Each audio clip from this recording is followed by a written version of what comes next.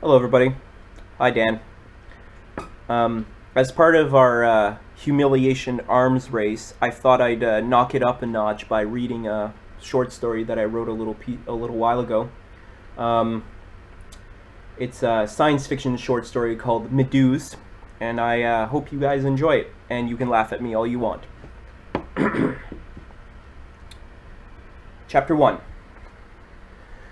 The first memory was almost all gone and was recalled with great difficulty. A deep green faded into view, followed by the feeling of great pressure from high above.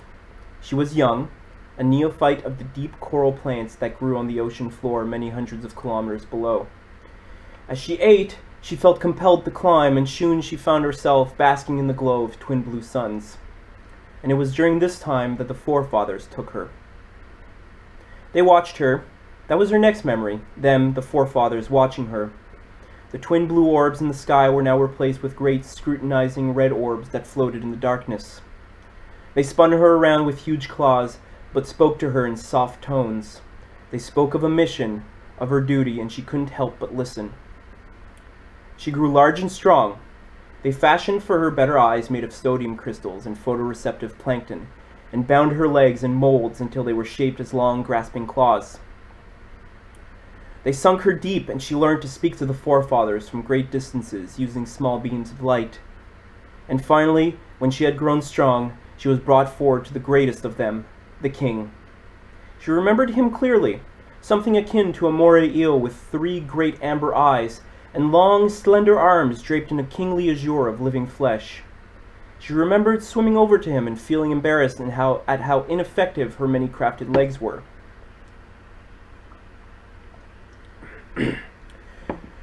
The king had anticipated her feelings. He smiled, showing row upon row of yellow teeth. "You are no longer built for our world," he said as he ran his slender hand along her hardened shell. "You were built for the void."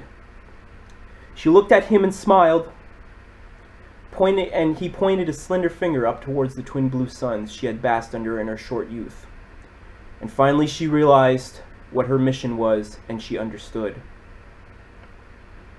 Her next memory was of floating on the surface of the great ocean she had called home. The twin blue suns shone brightly in the thick blue haze of the atmosphere above her, and biological bladders filled with gases kept her afloat, while below her a great lattice of coral and crystal crackled with electrical power. They fitted a thick shield to her lower carapace and spoke to her directly one final time. "Your new ocean is beyond the atmosphere," said the forefather who had fitted her with the shield. "You are the first, but more will come."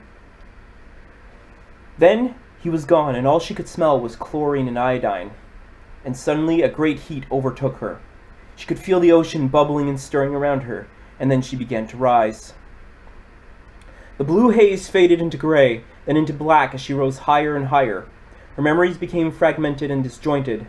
1,000 years passed through her eyes, and the twin blue stars shone and warmed her hull as she was joined by hundreds of brothers and sisters. And together they weaved great telescopes and watched the stars, and spoke to the forefathers of great galactic fires and of the movement of the spiral arms of the galaxy.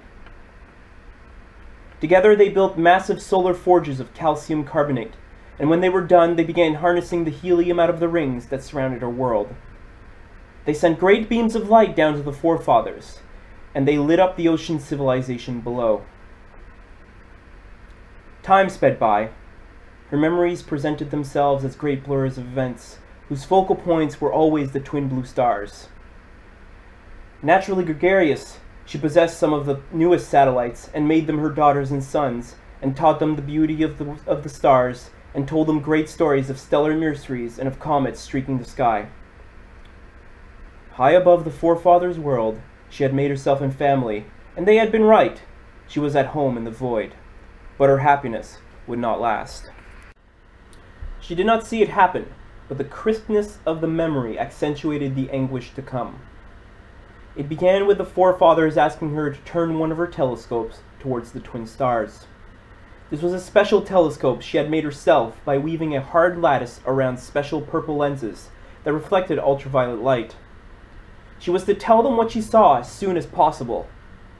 She remembered feeling a strange unease as she maneuvered the large lattice into place. The forefathers never demanded anything from her. They were methodical and thought of everything for days before asking her to complete a task. So far she had not failed them, but their order seemed urgent, and the ambiguity of it disturbed her. She became unsettled as she began peering at the suns. There they were, as blue and bright as the first day she had seen them. But the distance between them seemed askew, and they were redder than usual. She calculated the orbital velocity and found that the two stars had accelerated. She did not know what to make of this and reported her finding to the forefathers. Strangely, they did not answer. She peered again, and this time a great beam of red and green light emanated between the two suns. Before her eyes, the spheres began to stretch as they approached each other, and then, in one mighty ghastly exhale, the two stars became one and detonated. A searing heat like she had never known overtook her, and she tumbled for what seemed like an eternity in a realm of maddening brightness. The liquid boiled out of her eyes, and they shattered in the flames. She felt crushed. Her front claws were ripped away from her as she was struck by a piece of debris. She was spun, tortured by this unknown force, and finally, when she thought she could not take any more, the heat began to dissipate. In the great annals of the universe, hers was felt to be the greatest and loneliest of them all. Wounded, she plucked atoms out from around her, and after a very long time, managed to fashion a new pair of eyes for herself, and seeded each one with a single surviving plankton. Slowly, her sight returned, and she found herself floating in a cloud of haze. This had been the ocean of the forefathers, but the blast had reduced it to a primordial cloud, of which she was keeper. She shouted and sent every kind of transmission she knew in an effort to find other survivors like her, but all she found were old bones, empty shells, and broken telescopic equipment. It was at that moment she realized that she had been the only one who survived. She was destined to drift, to be alone, having been protected by some unknown force in an empty galaxy that had suddenly become her backyard. From then on, her memories became increasingly manic and were only split apart by the intensity of the mania which filled her mind. Deep within the clouds she could not see the stars and did not know that her home world was now a drifting nebula making its way in interstellar space. Her hearing returned, and with great pain she detected sounds from deep below her and found the core of her world to be nothing more than a black and scorched nickel iron ball some 700 kilometers across. And while she thought of her world being destroyed, and while the thought of her world being destroyed put her in a state of depression, it was the fact that she was alone that drove her over the edge. From then on, her memories were precious things to be kept by nothing more than a programmed instinct the forefathers had put inside her. They were to remain as things so old that there were nothing but dried effigies in the book of her mind. Everything that came after that was bestial and savage. Such was her long night. She remembered only simple things from this time. She grew cold, so she relit the atomic fire in one of the smaller forges, and trailed it with her like a traveler holding a lantern. She ate only the food she knew, feeding on small clumps of carbon and the occasional helium atom that had not dissipated out into space. As more time passed, she refused to even acknowledge the dead she found. She would turn them aside and look away. But as her hunger grew, her mind began descending into a more bestial train of thought. These were the dead. They already passed, so no pain would come to them, and she was hungry and needed to stay strong to survive. There was no shame in survival. If there had been, the universe would have killed her, the most noble of the forefathers' creations, and had left her to some lesser creature. On that day, she found herself a corpse and split it open like a fisherman would split a lobster, and ate every single fleshy part of it, and left the shell to drift in her wake. She did this time and time again, and as the eon passed, and it took less and less effort to justify her actions every time.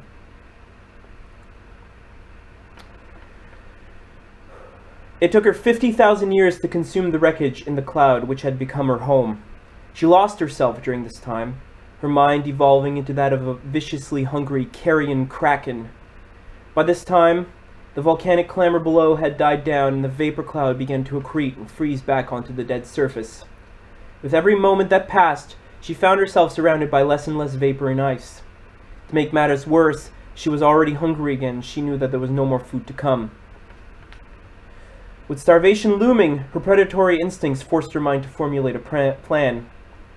This was a mind that loneliness had folded upon itself 1,000 times like steel on an anvil, so a plan came to her quickly. She began by accumulating all the dead wreckage she could get and began weaving a tale.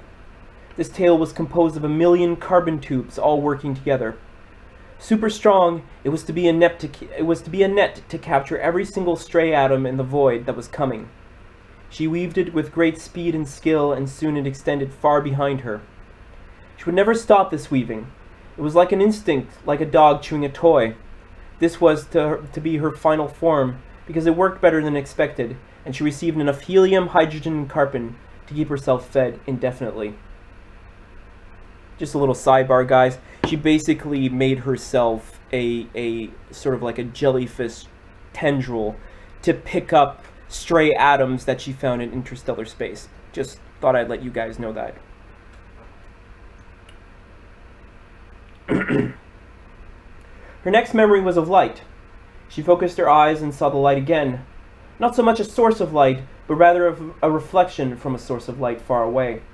It was coming closer, and she waited completely motionless, save for the tectonically slow sharpening of her rebuilt frontal arms. As it approached, her mind worked the suspect object over. It was round and covered in blue scales and shone brightly, and had an oddly symmetrical tail tipped with a silvery and gold-hued dome that faced away from it. More importantly, it was new, and in her mind, which had tabulated and feasted upon every single entity she had come across, new meant food.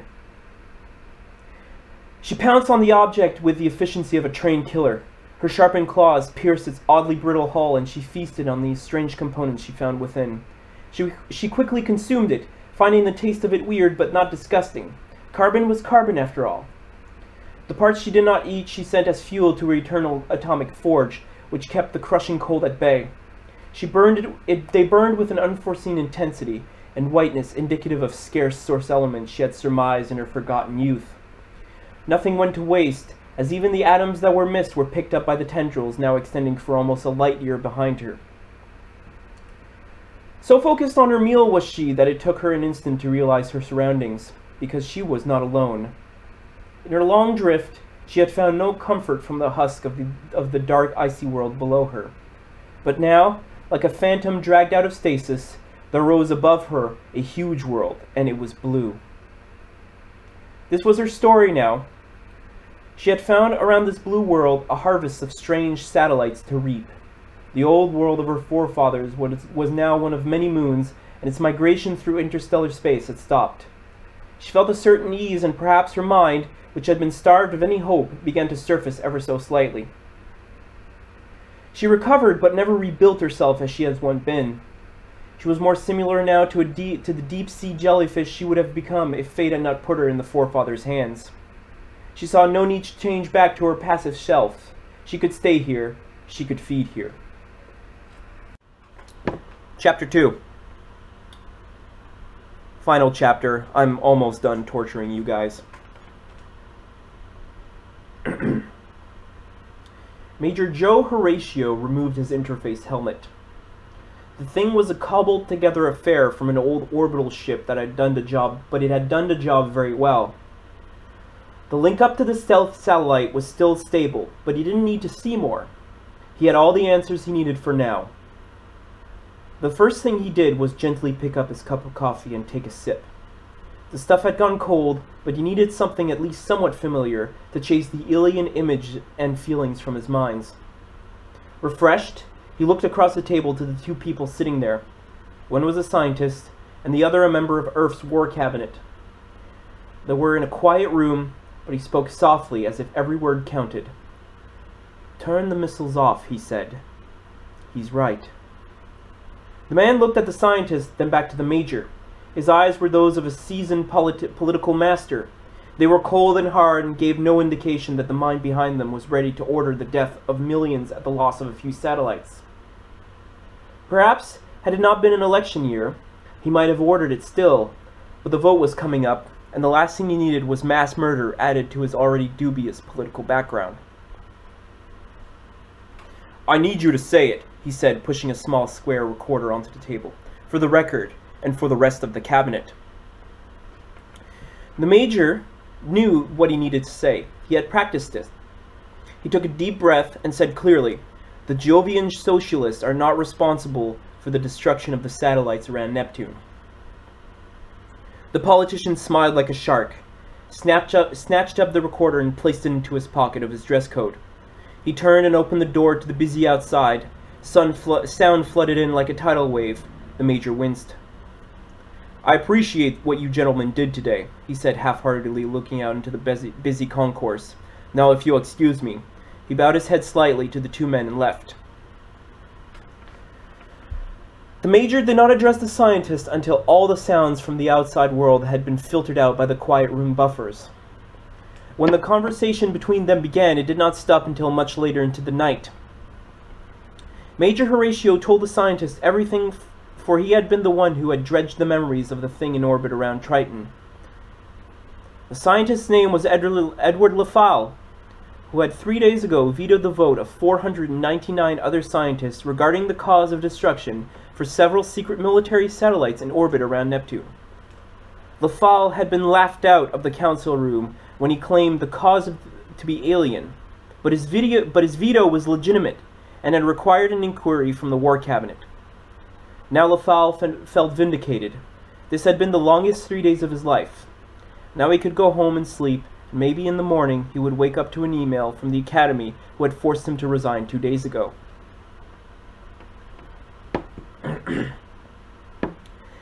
After the Major was done, LaFalle took a deep breath and closed his ledger, which was filled with blurry false-color images of something smashing his satellite to bits and consuming it.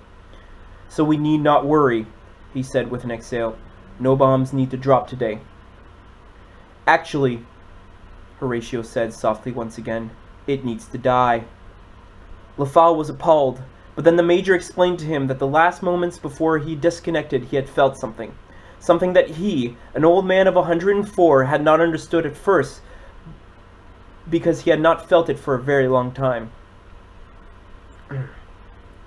But now the Major knew, and he would recommend that a ship be sent to kill the thing in orbit around Neptune, because deep in her gut, near the parts ancient and fleshy and warmed by an atomic forge of alien design, lay a clutch of 40 million polyps that she had created with great care and forethought. Each one was imbued with instincts that would grow them into predators that could potentially devour all of humanity's ships, satellites, and space stations. And now that there was enough food for her, they were waking up. Horatio had felt the need to procreate and knew that she was ready. In the coldness of space, where she had been half awake and half asleep, she had made herself a promise that if the chance ever arose, she would rebuild her family. So like a great genetic laboratory, she had worked for 3 million years and had tried to create one polyp for every single new star she had seen in the sky. That's the end of my story. Guys, laugh at me all you want. That was a terrible read. I might try to reread it later on. But that was my story, and basically it's just a satellite that is an artificial intelligence was actually a domesticated intelligence that is sent adrift into interstellar space because of a supernova, and basically it explores sort of like the solitude that such an intelligence would face over millions and millions of years. I wrote this a while ago. It's an interesting story. I've never read a story out loud onto YouTube, so, you know, this is my first one. It's gonna be crappy, I understand. But that's it, and I hope you guys enjoyed it. And Dan, I'm making videos, buddy. You better catch up.